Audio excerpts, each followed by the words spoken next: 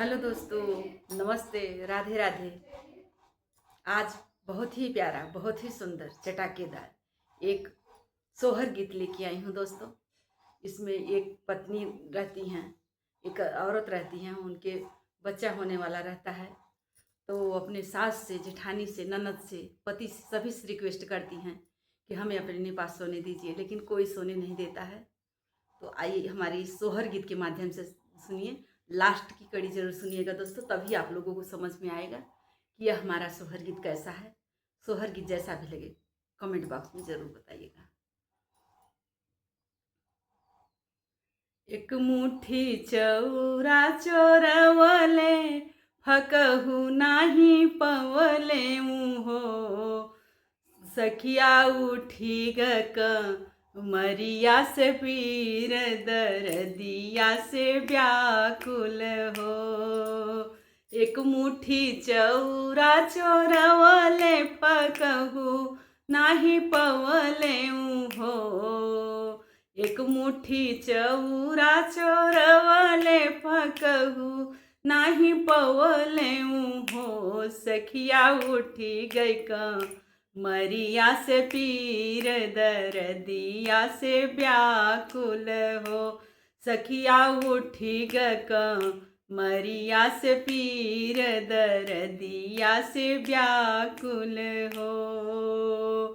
उहवा से उठली बहुआ त सासु से अरज करई हो। उहवा से उठली बहुआ त सासु से अरज करई हो। सासु सुतै दन अपने गोड़वरिया, दर्दिया से व्याकुल हो। सासु सुतै दन अपने गोड़वरिया, दर्दिया से व्याकुल हो। हमरे गोड़वरिया बहुआ जगहिया नहीं, दूसरे ससुर सुते हो। हमरे गोड़वरिया जगहिया नहीं, दूसरे ससुर सुते हो। बहुआ चली जा तू गोतिनी के लगिया, वो नहीं दुख हरी है, वो नहीं दुख हरी है हो। बहुआ चली जा तू गोतिनी के लगिया, वो नहीं दुख हरी है, वो नहीं दुख हरी है हो। उहवा से उठली बहुआ, गोतिनी लगे गईलिनी हो। गोतिनी सुतई दन अपने गोड़वरिया, दर्दिया से व्याकुल, दर्दिया से व्याकुल हो। गोतिनी सुतई दन अपने गोड़वरिया, दर्दिया से व्याकुल, दर्दिया से व्याकुल हो। हमरे गोड़वरिया जगहिया नहीं, दूसरे भसुरु सुतले हो। बहुआ चली जा तू, बहुआ चली जा तू नंदी गोड़वरिया, वो नहीं दुख हरी है, वो नहीं दुख हरी है हो। बहुआ चली जा तू नंदी गोड़वरिया, वो नहीं दुख हरी है, वो नहीं दुख हरी है हो। उहवा से उठली बहुआ त ननदी लगे ठाढ़ भैली हो। ननदी सुतई दन अपने गोड़वरिया, दर्दिया से व्याकुल, दर्दिया से व्याकुल हो। ननदी सुतई दन अपने गोड़वरिया, दर्दिया से व्याकुल, दर्दिया से व्याकुल हो। हमरे गोड़वरिया भौजी जगहिया नहीं, दूसरे ननदोई सुते हो।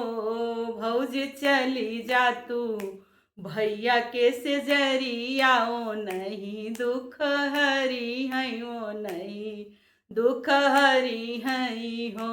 भौजी चली जा तू भैया के से जरिया ओ नहीं दुख हरी है ओ नहीं दुख हरी है हो।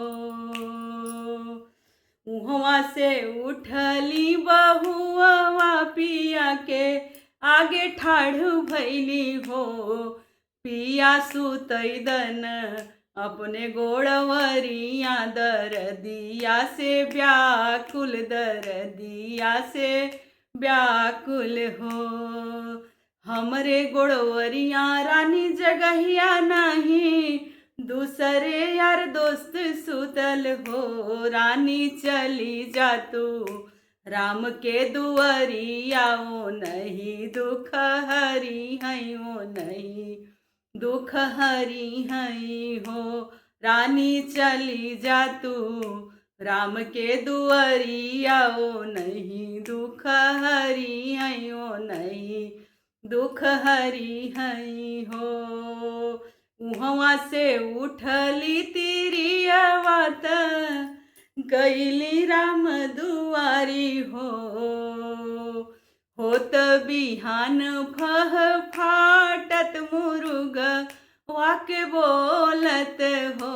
बहिनी बाजै लागे अन धन बधैया उठन लागे सोहर उठन लागे सोहर हो। बहिनी जन में है दीन दयाल अंगनवा उठे सोहर अंगनवा उठे सोहर हो। बहिनी जन में है दीन दयाल अंगनवा उठे सोहर हो। धन्यवाद दोस्तों। यह हमारा सोहर गीत आप लोगों को जैसा लगे कमेंट बॉक्स में जरूर बताइएगा।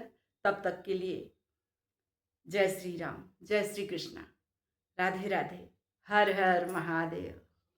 फिर मिलती हूँ ऐसे ही वीडियो के साथ।